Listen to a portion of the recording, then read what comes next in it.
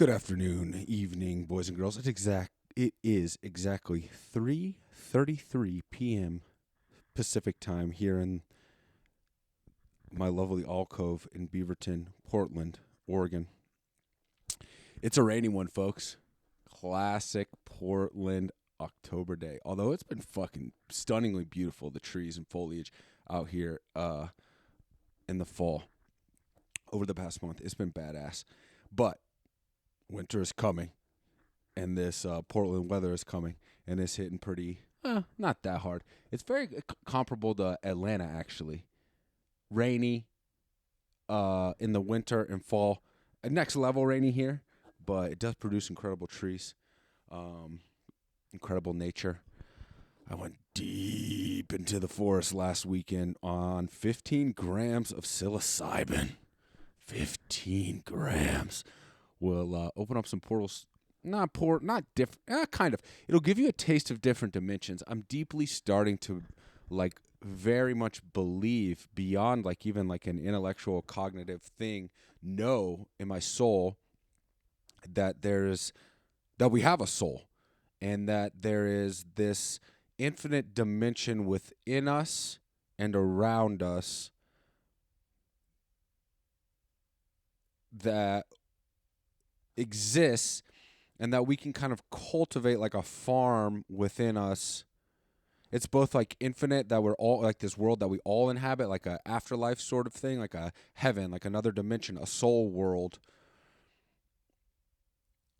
that exists for all of us, but we are able to cultivate it like a farm, or like our own life here on earth, like our earthly life, through our actions and intentions and behavior and thoughts. And when I'm on mushrooms, I'm like, oh shit, it makes you aware. It kind of lifts the veil of this earthly reality and starts to show you what exists beyond this earthly reality. And so that's been very cool to experience. And I'm starting to commune with dead people that I've loved and known in my life. And that's very cool too. That's what I'm saying. It's it exists now, this soul world, but it also exists once our physical bodies die here on earth. So I'm starting to really get into that on mushrooms. And so that's been very cool. Went deep on mushrooms last Saturday after JoJo's latest soccer game. The astronauts, the 6-year-old first grade girl astronauts 3v3 soccer club. We are undefeated. Shout out to Coach Phil, who's given me the wonderful opportunity to be the assistant coach this year, be JoJo's coach as I wrap up our time together.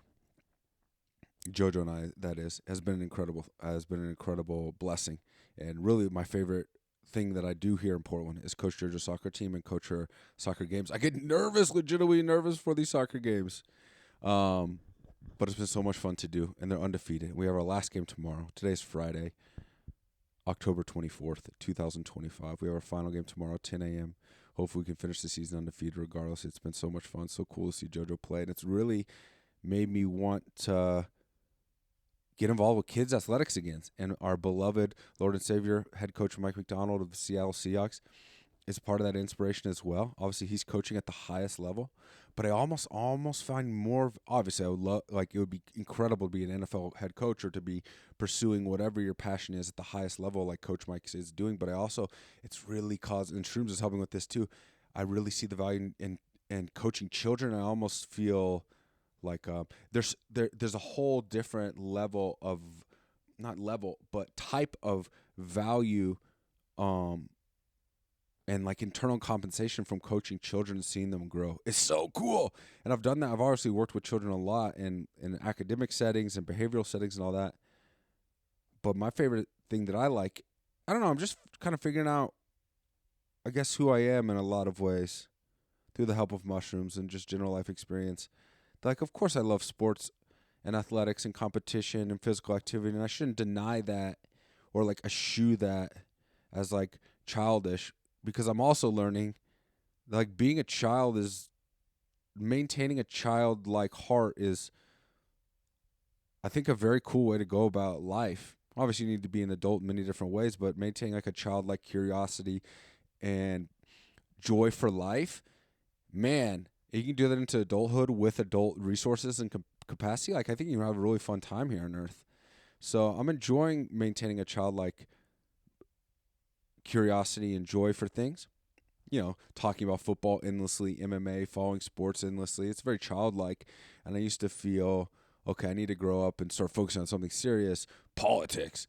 But dude, the less more I get involved with this, dude, I mean, I'm not going to get too deep into it, but if you listen to this podcast, man, I'm libertarian. I believe the government should leave us the fuck alone. So based on that philosophy, actually, I don't really want to get involved in politics because I think that's kind of the issue. People are using politics as this like entertainment vehicle, sense of fulfillment vehicle. It's like this sport to them. Just like, dude, we're good, man. We're pretty good. 2025 with fucking internet and AI. I don't think we need this like robust system of government. I think very limited government, and therefore like less attention, less resources. Just like everyone chill out and find a purpose and joy in their life instead of worrying about whatever everybody else is doing or thinking.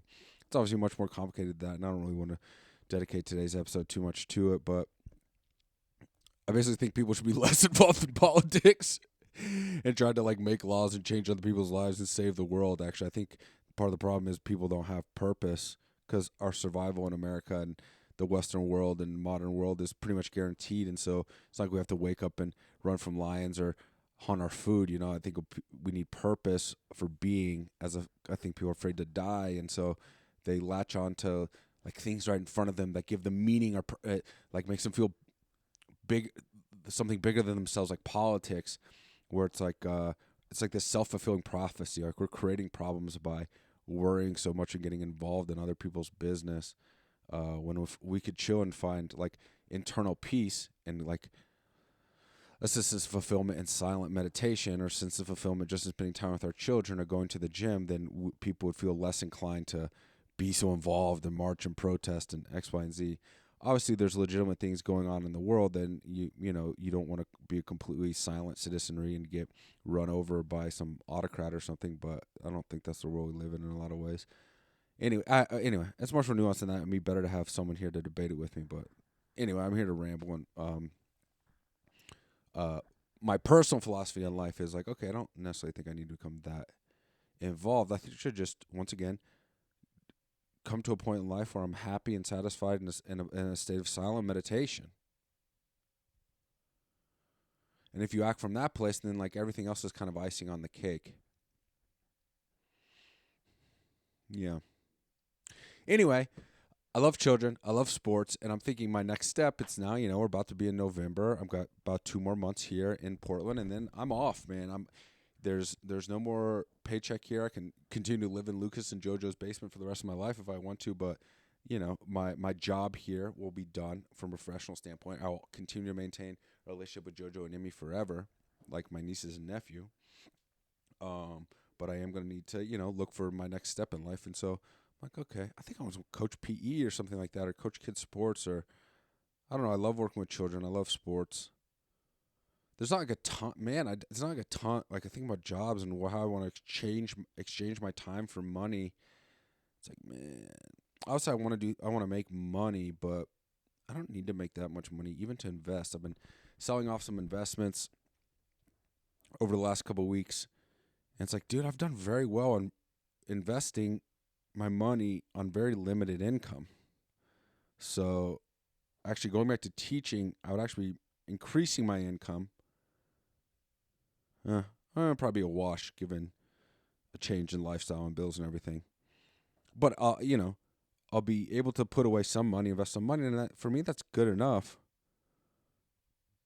And what I will be doing with my time in exchange for that compensation is working with children. So it really does need to be a meaningful thing. I can't just be sitting in front of the computer pressing buttons, working on spreadsheets, making widgets and gadgets or whatever, or working for some corporation and like spending 8 hours a day doing something that means absolutely nothing to me, but I'm literally nothing to me. But I'm doing it because it makes more money. I don't think I can do that. I've never been able to do that. I don't think I'm able to do that now. So I will accept less money for something that's more meaningful. The cool thing would be if you could make. Eventually, I'd probably open my own business, and there, obviously, have a much lower floor and greater risk, but higher potential for income. If I were to open my own school or own gym or something like that. So, yeah, I'm leaning towards, man, this thought of becoming a therapist, a psychologist has also been occurring to me. I just don't want to go back to, I would love to learn if we're free. And if I didn't think universities in some ways were co-opted by big business and government, basically. What our fucking societies would co-opted by in a lot of ways, like political and economic forces. I don't know. Although becoming a psychologist, I guess, would be a good use of time because much of your education is just coming in your own practice, and the university is just kind of a vehicle for that. And obviously, you are going to be learning readings and studying great thinkers, which you probably could do independently, but psychology, like clinical psychology, like actually working with patients, does, like medicine and engineering, it does seem kind of like something you need to be in a university setting for. Because you don't have to be. Anyway, I've been thinking about that as well, but dude, I don't want to necessarily press a pause on life and go back to school financially. It's the biggest thing. If I get it paid for, if somehow somewhere just like, hey man, take 2 to 4 years of your life and put it on pause, and you can maintain your same whatever income financial situation 2 to 4 years from now and not have to go into debt or take out loans or something to go back to school, I would do it to become a psychologist, I think. But I wonder how long I could sit still 4 to 8 hours a day and listen to people's problems for like the next 60 years. Whereas like I feel like I could coach kids sports more sustainably for the next 50 years, honestly, than sitting on the couch listening to someone's problems. I don't know. Anyway, this is Legion of Zoom, episode 8. It's not Legion of Zoom anymore, and that's not because I've given up on that project or anything. It's because I guess I deleted the group text from my phone and computer. Or maybe like, I don't know. It's not there. I don't have the group text anymore on my phone. Obviously, I know all the people involved in the text, but given the participation level by members of the Legion of Zoom over the first 8 weeks of the football season, I feel almost silly like going back through and creating the text group again. I would feel less silly if it was already on my phone and I could just send out Legion of Zoom 8 tonight, send the Zoom link. But I feel silly even doing that because there's such limited participation. And yeah, I don't know. It's and not to say that in like a sad or whatever way. I'm just saying my thoughts out loud. So if there's any members of Legion of Zoom or any human being that would like to come on this podcast and discuss whatever, reach out to me personally rather than me continuing to just like throw out this Zoom link to people that may or may not want to click on. I appreciate anyone that's ever clicked on it. Buzz in particular, thank you, Buzz, for hopping on all the time. But yeah, if you want to come on, you're listening to this, you want to come on, talk sports, talk whatever, I'm down. I would love to continue talking football for the rest of the college football season. I would love to continue the Legion of Zoom thing. Talk Seahawks, talk Georgia Bulldogs, college football, NFL, with someone else. But I'm not seeing a ton of interest from anybody else, so I'm not going to go back and create the group again. I'm not even sure I'm going to tell this episode since I didn't technically do Legion of Zoom. Maybe just go back to naming the dates. Anyway, hit me up if you want to come on.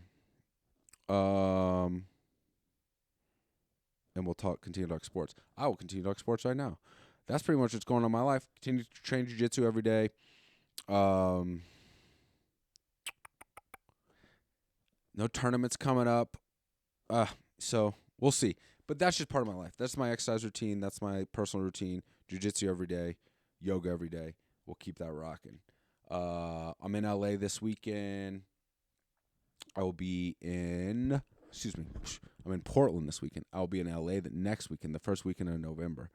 And that might be the last time I'm back in LA before I potentially move back there for good. My girlfriend, my mom, and my sister are coming here for Thanksgiving. I'm super excited about that.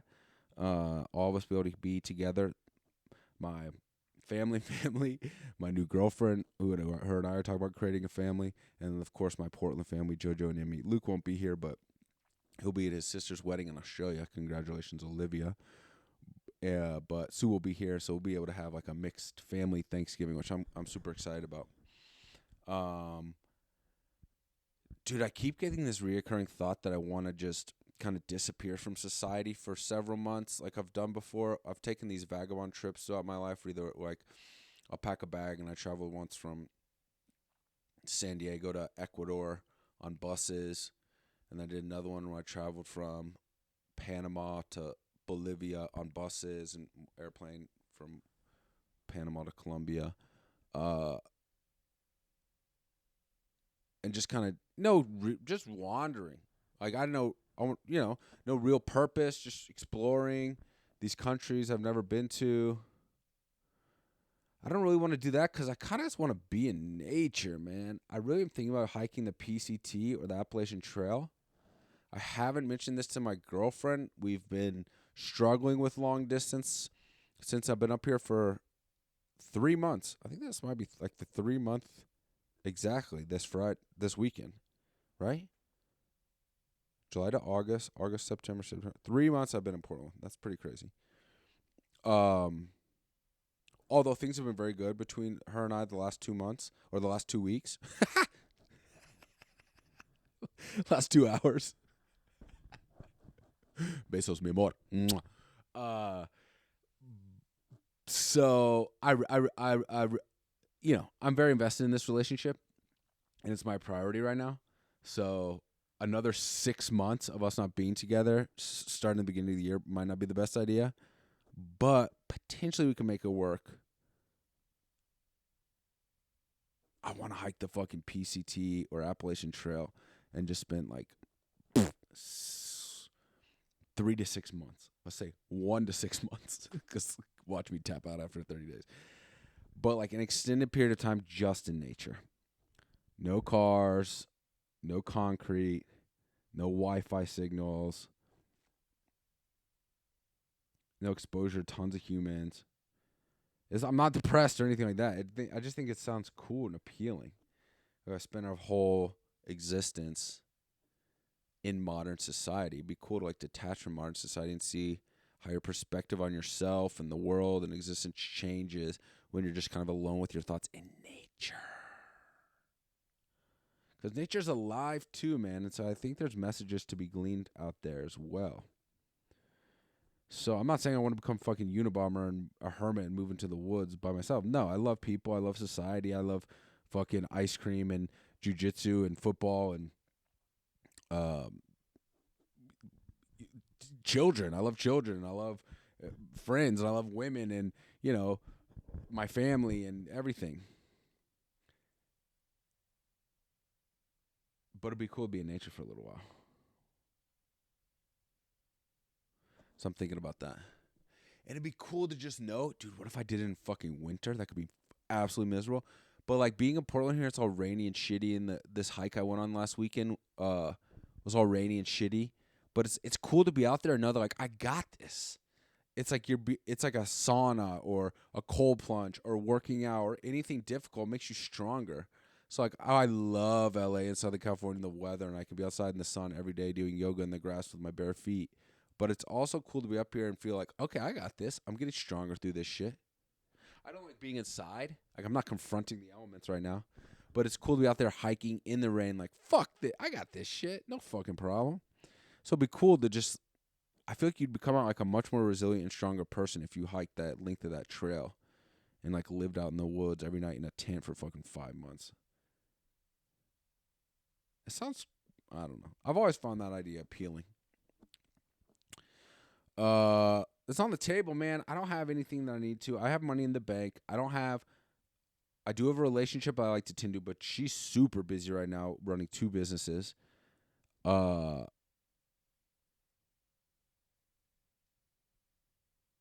that's my only like responsibility right now is that relationship. I have the financial cushion to do so. Uh, I don't know. That's a fucking education, man. What's a better education? $200,000 to go back to school, get an MBA or clinical psychology degree, 100,000, whatever the fuck it costs, or 10K to hike the Appalachian Trail for 6 months, Pacific Crest Trail for 6 months. It's good fucking education, I think. So anyway, I'm entertaining those thoughts as well. Sports, motherfuckers. The Seahawks, man, it's happening. I've been telling y'all from day one. I've been telling people since 2010 about our Lord and Savior head coach Mike McDonald. It's happening. It might be happening faster than we thought. The dude's gonna win this fucking Super Bowl. It's happening. It's fucking happening. The defense is elite. The offense is only gonna get better game by game. Darnold and JSN have a fucking lethal connection right now. The running game is solid. Clint Kubiak is only 7 games into this new offense? Dude, by the time playoffs roll around, this team could be humming. The NFC West team is kind of not, well, they just lost the fucking Bucks, but the NFC West is challenging, but the Cardinals are done. The 49ers, man, with the amount of injuries those fuckers have had, I can't see them being in for the long haul. They lost their 2 best defensive players. They had their backup quarterback. Although I don't know the difference between him and Purdy or Mac Jones and Purdy is like that distinct. Anyway, I don't know, man. Ooh, getting like a sense of nausea right now. I've been eating all day. Just let this pass. Sorry. Fucking morning sickness. Ugh. Just like, I guess my stomach acid is like processing nothing in my stomach. Ugh. Nauseous right now. Anyway. Excuse me. The Rams are good. The Rams are very good. So the division is hot. They're going to the playoffs, barring catastrophic injury. But even catastrophic injury, I guess if Darnold goes down, they're fucked. I will never besmirch our Lord and Savior head coach Mike McDonald.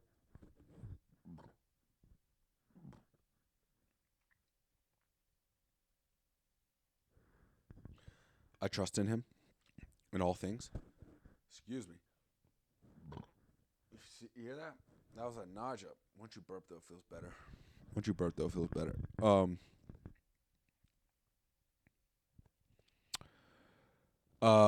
If Darnold goes down, that's a problem.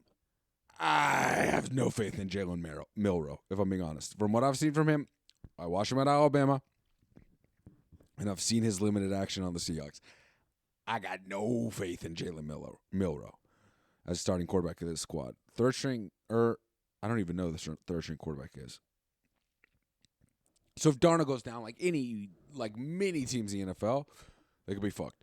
Although the Niners are still kicking with their backup. The Vikings are kind of still kicking with their backup. Talk about another prophecy from Christ-Youngblood is Brosmer. I didn't watch the Vikings game last night on Thursday night, but Lenny texted me and said that Brosmer got in. And I've been talking about Brosmer for well over a year now. When this guy was fucking like a mid-level college quarterback in Minnesota. Now, I'm telling you, dude, there's something about, we're living a simulation or something. I don't know. There's something about our high school, Centennial High School, Roswell, Georgia. Max Brosmer. Lenny said he got in the game last night. And I'm telling you, Wentz doesn't have it.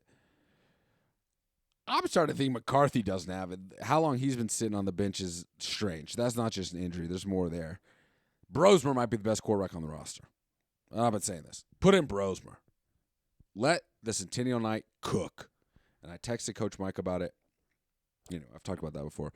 I told Coach Mike to sign this fucking guy. I got a feeling about Brosmer. Coach Mike obviously also hasn't texted me back. I talked about this before. I haven't heard back from Coach Mike since training camp. So, yeah, another reason to maybe wind down the Legion of Zoom. MMA. That's football. Vikings, Seahawks are making the playoffs. I don't have a ton of other takes on football. College football is more fun. I continue to say this. I really do enjoy college football more. I can't believe I'm saying this. But college football is just more fun. I don't know what it is. It's the NIL. It's the new era. It feels like an exciting new time. NFL feels just more stale and corporate and kind of sanitized. College football is just fucking wild and chaotic, and it's fun, and the characters are fun, the coaches and the firings and the fucking fan bases and the environments, dude. These SEC environments are insane. It's just a better product to watch to see a packed SEC home environment. It's fucking just super entertaining. The upsets, in NFL, anybody beats anybody. It's not like a fucking crazy upset and storming the field. It's just more juice and energy in college football. The dogs are fucking heart attack kids. They get smashed in the first half, and then they come back in the second. That didn't work against Alabama. We'll see if they can keep that up. I have faith in dogs. So much fun to watch them. LSU, man, get rid of the fuck of Brian Kelly. I'm from Louisiana. I was born in Louisiana. My entire dad's side of my family, they all went to LSU or Tulane. I grew up an LSU fan. I think it was my first favorite sports team ever was LSU football. Get rid of fucking Brian Kelly. I said it from day one. Fuck Brian Kelly. He's not the man for the job. He's not an LSU guy. He's not a SEC guy. Get him out of there. He's a fucking CEO. I never wanted this fucking clown. Fucking Brian Kelly. Get out of here. Give me anybody. Give me fucking Kenny Dillingham from ASU. Bring back Coach O. Come on. Brian Kelly sucks. I'm so frustrating. Oh, she's got so much talent every year. Dogs are rolling. Dogs still in it. LSU's out of it. I got Ole Miss as my third string team because my sister went there. I love Ole Miss. Ole Miss is beautiful. Oxford is beautiful. It's like it's the tier below LSU and Georgia and Alabama, obviously, as far as the environment. But Lane Kiffin's a G. I would love for him to coach LSU next year. And I love Ole Miss. I have my heart. Ole Miss is in my heart. Has always been in my heart since fucking 1998 when my sister went there. So go Ole Miss, go Rebels as well. But Georgia 1, LSU 2, Ole Miss 3. Although with fucking Brian Kelly, dude, Ole Miss almost goes to 2. Fuck Brian Kelly. Kurt Signetti's a gangster. I also like Indiana now. I'm in on Indiana. Last year with the whole Indiana shit, I was like, get rid. I'm done on this shit. Like, nah, I'm SEC guy through and through. Any of these non-SEC teams that pop up, I'm super biased. I'm like, SEC would crush them. I love Signetti. He talks shit. I'm totally in on Indiana now. Indiana's 4. I like Indiana. They're fucking badass. That's my 4th favorite team. Signetti talks shit. He's a gangster. What he's done in Indiana, coming in there, talking shit from day one, and reviving. Indiana has the most losses in the history of college football. This guy's on like some Conor McGregor shit. Signetti. I love him. Go Indiana. Go Hoosiers. And what really flipped for me was the last game, was the game against Oregon, I think it was. I saw their defense flying around like an SEC defense. I was like, oh, shit, this is different. I thought, this is different. This isn't some like gimmicky offense or something, or they got some transfer quarterback or something. Their defense is flying around and fucking dudes up. Oregon, flying around like animals, like Coach Mike's defenses. Similar. I'm not saying that level, but you can see when the defense is flying around in a violent fashion, hitting people violently, going to the ball with violence and intensity, group tackles, all multiple dudes tackling with violent intensity. You're like, oh, this coach has got them bought in. That's a buy-in thing. When these guys are just like in the zone, sacrificing their bodies, reckless abandon. It's that's when you know you got a team that is bought the fuck in on. Yeah, and if you combine that with a good offensive game plan, you got yourself a championship level team. That's why I see in the Seahawks, and that's why I see in fucking Hoosiers. Honestly, the Hoosiers are gonna be, I think the Hoosiers are gonna be heard from in the playoffs. Yeah, MMA pay-per-view tomorrow. I haven't looked at shit for this pay-per-view. I'm kind of behind in MMA. I'm on last week's card, which was in Vancouver. Renier DeRitter versus Brendan Allen, Louisiana boy. Shout out Brendan Allen. I haven't watched the card. I'm on main card. I watched the prelims. My boy Chan Sung Park, Peace of Mind Park, Korean flyweight. Who my girlfriend's Korean, and so she's into MMA, so she shows me like the up and coming like hot Korean prospects. A lot of them, I'm like, nah, I don't think he's gonna compete. This guy Park, I really thought he had it watching his fights from back in Korea, man, and he had a good debut. But his last two outings, he hasn't had it. And I really like the guy. I liked him before when I first saw his fighting style, then kind of saw his personalities. After the fights, I liked him. And then my girlfriend has connections with the Korean MMA community. That's how we got tickets to the UFC a few weeks ago. And Park was right there sitting with us, right behind us. And he's a very nice guy. And my girlfriend met his wife when she went to an Apex show prior. He just seems like a really nice guy. Friendly guy, and I thought he's super talented, and he is super talented, but his last two fights, he doesn't seem to have the dog. I'm not trying to speak personally about the guy. He seems like a guy, he just seemed overwhelmed by the main event and by the moment, and man, he's 1-2 now in the UFC, and it sucks to see. Because he seems like a really good guy, and I know he's a talented fighter. So he's young. He's 24 or 5. So hopefully he sticks with it. You know, he can't take another loss, or he's going to get cut more than likely. You can always bounce back. He's still young. But anyway, I'm rooting for the guy. And that's just been my biggest commentary on MMA over the last week. It just broke my heart to see that guy lose again.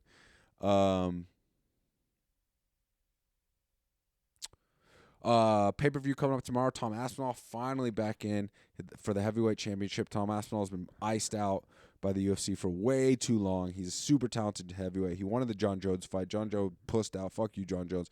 He pussed out and ducked Tom Aspinall. So now Aspinall's getting Ciryl Gane. He's going to obliterate Ciryl Gane. He's going to roll through Ciryl Gane. Ciryl Gane is a French kickboxer. He's a super talented athlete, but he got mowed over in like a minute by John Jones. He does not have the wrestling game to keep with Tom Aspinall. It's not going to be close. I think it's going to be a first-round finish. So that's UFC. Continue watching and loving UFC, MMA. But it has kind of gone on my back burner as the third favorite sport. Back burner as kind of right now, the third, because of NFL, college football, and then MMA. So I have not even caught up from last week on MMA. My jiu-jitsu coach, who's from Louisiana, LSU fan, he went to LSU, he's from Baton Rouge. We talk football, LSU football, every time I see him. He told me today that the Blazers coach, Portland Trailblazers NBA team, head coach is this dude Chauncey Billups, used to be a star NBA player, got busted for like some deep gambling shit, poker games, and I guess betting, like point shaving too. Dude, I've been saying this for a while. The NBA is fucking rigged. The NBA, I'm not saying like it's necessarily like they coordinate who's going to win the championship team by team, but the NBA absolutely has some elements that are totally rigged. The Luka Doncic trade was totally rigged. The Mavericks getting the number one pick afterward was totally rigged. That's not the first time they've rigged the lottery of who's going to get the number one pick. It's not the first time. They had a proven gambling mafia, or not necessarily mafia, but like organized crime issue with Tim Donaghy. They tried to fucking like sweep it under the rug like that. Dude, there's no way that's the only guy. There's no fucking way this is just one rogue rev. Oh, that's him. That's the only one. No, dude. It's a fucking problem in the NBA. There's too many fucking games. There's too many teams that aren't playing for shit. It's just right. You're just such a petri dish for corruption. Now the gambling is legal. You got to make the games important. You got to cut down the number of games. Anyway, I don't want to provide the solution to it. I'm just letting y'all know the NBA is the shittiest sport. I don't want to say the NBA is like one step above professional wrestling. The amount of fouls they call already, it destroys the product. And the amount of fouls they call not only destroys the product and make the game fucking soft, it also makes the game completely open to being rigged.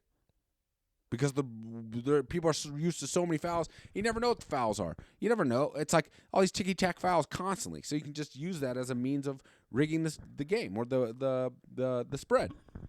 The NBA's I love basketball. It's probably my favorite sport to play as a kid in an organized fashion. it's super cool to watch when it's at its best level, like NBA playoffs, college basketball, March Madness.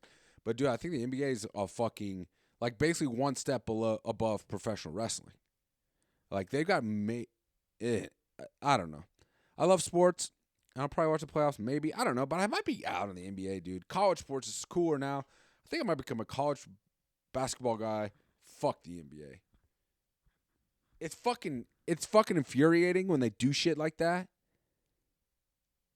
And it's so blatantly obvious. And my jiu-jitsu coach was telling me today about like an Adam Silver quote when he was asked about the Luka Doncic trade being rigged. And his response was, well, we have a lottery. How could it be rigged? It's like that is the most incriminating response you could possibly have. The lottery obviously is the vehicle for rigging it. I mean, what are we talking about? That's your response? I don't know. I didn't hear the direct quote. I'm taking a fucking second hand, third hand from my jiu-jitsu coach. But anyway, the NBA is rigged. And then, once again, I'm not saying it's completely fucking orchestrated like WWE, but they rig it. I think they've got a gambling problem, point shaving problem with tanking teams. And I think they manipulate behind the scenes like which players go where, which players are in what markets. The Chris Paul trade back in the day, they got vetoed. I mean, I think David Stern, the ex-commissioner in the A, had some mafia ties and shit. I don't know, man. I don't trust it. I smell a lot of fucking bullshit with that leak. And then it comes out proven. So it's like, I think that's just the tip of the iceberg, the things that actually come out. And I don't know anything about this Chauncey Billups case thus far, but I knew about Luka Doncic trade, and I think that kind of shit is the tip of the iceberg with the NBA. Anyway, that is that. I think that's it. I love you all. Once again, hit me up if you want to come on, talk sports. I'm not sure what I'm going to call this. It wasn't a Zoom. We'll just go back to dating it, I guess. But I'm gonna keep grinding every week, regardless. Keep running my mouth, and the show will continue to evolve. And I've got ideas for it in the future, and it'll take this-ish format for the rest of the calendar year, though. We'll see if Zoom gets fired back up. It might just be me. Hit me up if you want to come on. I love you all. Namaste.